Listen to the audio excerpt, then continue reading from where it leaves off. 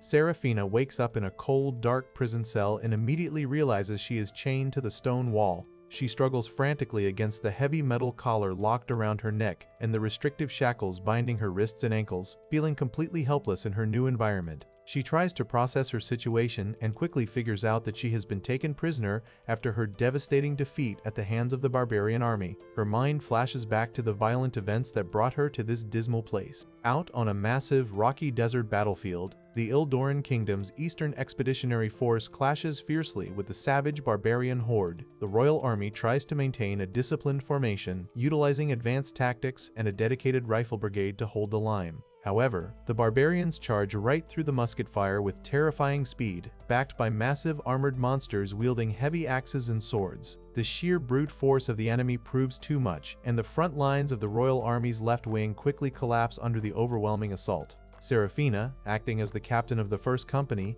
frantically tries to keep her panicked troops organized. She orders the left wing to pull back and instructs the center and right wings to extend outwards to deflect the enemy attacks. She hopes to execute a fighting retreat to save as many of her surviving comrades as possible, knowing that any further losses will doom their chances of returning home. Serafina jumps right into the thick of the combat, using her glowing golden-hilted sword to unleash powerful blue energy shockwaves that blast multiple armored beasts backward at once. Despite her valiant efforts and incredible strength, the enemy forces are simply too relentless and numerous. Just when things look like they cannot get any worse, Vior, the infamous barbaric king, steps onto the battlefield. He is a massive, terrifying warrior clad in dark purple armor and a beast-like mask, wielding a gigantic, blood-stained sword. He effortlessly stomps into the Royal Army's formation and violently spins his weapon, crushing the elite silver-armored knights and sending them flying through the air like rag dolls. Knowing her regular soldiers stand absolutely no chance against such an overwhelming monster, Serafina decides she must face him alone to buy her troops enough time to escape. She orders her lieutenant to take over the retreat and asks him to tell her brother that she gave her life in service to their homeland if she falls in battle.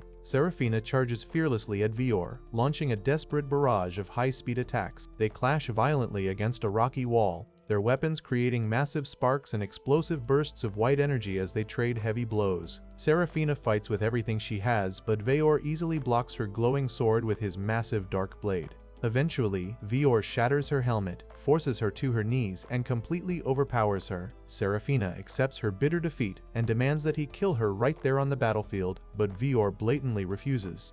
He looks down at her with glowing golden eyes and tells her that she belongs to him now, promising to find very good uses for her body as his personal victory trophy. Back in the present, Serafina sits on the straw-covered floor of her cell and dreads what the barbarians have planned for her. She worries that they will use her for exhausting field labor like livestock, torture her mercilessly to extract military intelligence, or assault her for their twisted amusement. She feels deeply humiliated that an unmarried noblewoman of her high status has been reduced to a chained animal in a dirty dungeon, and she breaks down crying over her failure to protect her people and her loyal troops. Suddenly, the heavy iron door opens, and a young servant girl named Circe enters the cell carrying a woven basket and some ominous-looking metal tools. Serafina instantly assumes Circe is an interrogator sent to torture her and defiantly shouts that she will never submit to their cruel methods. However, Circe completely ignores her dramatic protests. Instead, she pulls a heavy chain to hoist Serafina's arms high above her head, pinning her securely to the wall.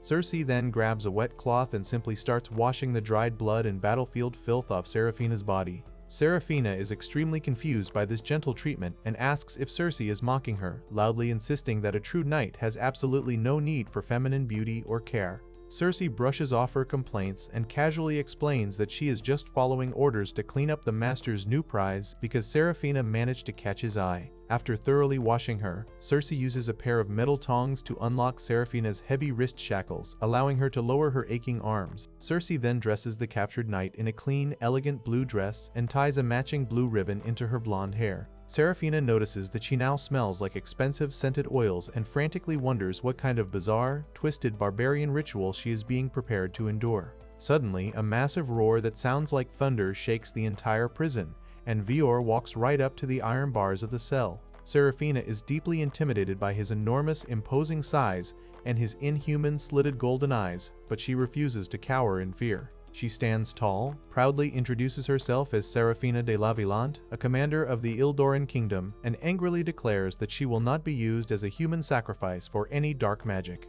Vior finds her passionate outburst highly amusing and casually tells her that he has no intention of sacrificing her. Instead, he drops a bombshell, announcing that he has actually brought her here to make her his bride. Serafina is completely shocked by this absurd revelation and immediately accuses him of trying to lower her guard with a ridiculous lie, pointing out that they are sworn enemies who are just trying to kill each other. Vior patiently explains that while marrying an enemy might be strictly forbidden in her Western kingdom, his clan actually has a long-standing respected tradition of taking strong lady knights as their wives. He goes on to say that he is not just following tribal tradition though. He admits that during their fierce duel, her incredible sword skills and her intense, unwavering dedication truly impressed him. He reveals that he actually fell in love with her in that exact moment on the battlefield because her blade spoke volumes about her sincere character. He reassures the stunned knight that she will not be forced into anything against her will and tells her to just relax before he turns and leaves the cell.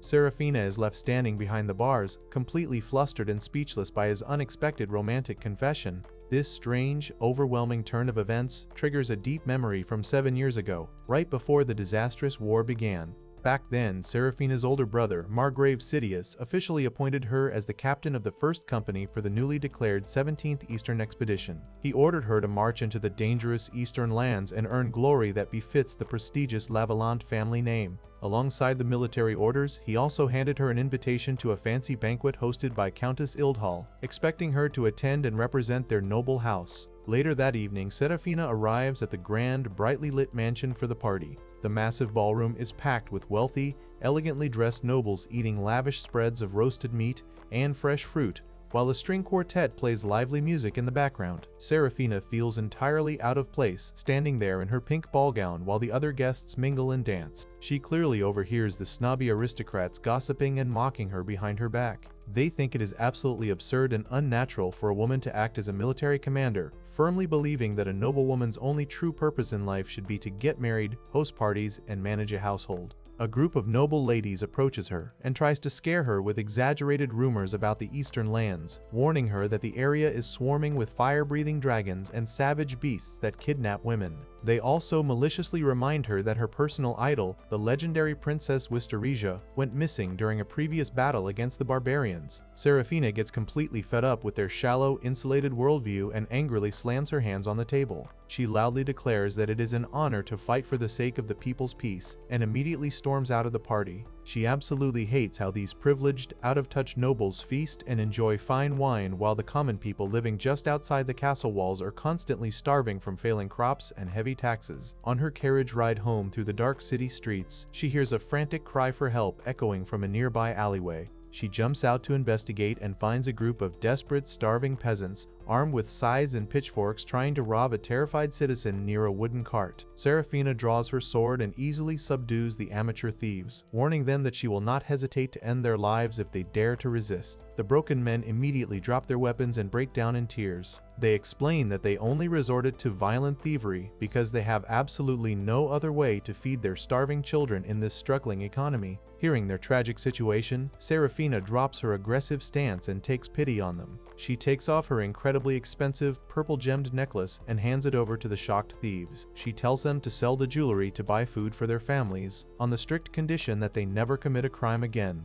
The men are overwhelmed with gratitude, thanking her profusely as they run off into the night. This sobering encounter hardens Serafina's resolve to make a difference. She promises the poor citizens of the kingdom that she will conquer the eastern lands so they can finally access new resources and live fuller, happier lives. Later that night, Serafina kneels in a dimly lit castle hallway and prays to a portrait of the missing Princess Wisteria, vowing to give everything she has for the kingdom and its people. Suddenly, her brother Sidious steps out of the shadows and interrupts her quiet prayer. He scolds her for failing to find a suitable husband at the banquet and angrily tells her to stop acting so selfishly. He insists that she has already proven her point by playing knight for long enough, but now it is time for her to finally settle down and marry, while she still has viable prospects. Serafina tries to argue that a sword has never changed policy, but Sidious aggressively corners her. He towers over her in the dark hallway, wearing terrifying bird-like armor, and loudly demands that she marry him instead of continuing her dangerous military career. Serafina wakes up from this incredibly disturbing nightmare in a cold sweat, relieved to realize it was just a bad dream of her past. She finds herself resting in a rustic wooden room instead of a dungeon cell. However, before she can even process her new, comfortable surroundings, She hears a loud, obnoxious sound right beside her. She slowly turns her head and is absolutely horrified to discover the massive, incredibly muscular Vior sleeping right next to her on a large fur bed, snoring loudly with his mouth wide open. This is the end of the recap. Subscribe to the channel to not miss the next part. Thanks for watching.